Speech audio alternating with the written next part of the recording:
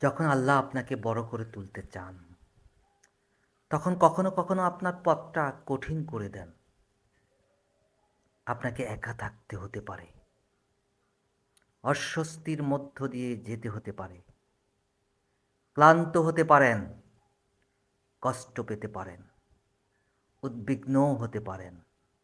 কিন্তু মনে রাখবেন, আল্লাহর পরিকল্পনা কখনো আপনার বিরুদ্ধে নয়। তাই কঠিন সময়ে হতাশ হবেন না, আশা হারাবেন না, আল্লাহর উপর ভরসা রাখুন। আপনি হয়তো এখনো বুঝতে পারছেন না, কিন্তু আল্লাহ জানেন তিনি আপনাকে কোথায় নিয়ে যাচ্ছেন। তাই ধৈর্য ধরুন, দোয়া করুন, আল্লাহর উপর বিশ্বাস রাখুন।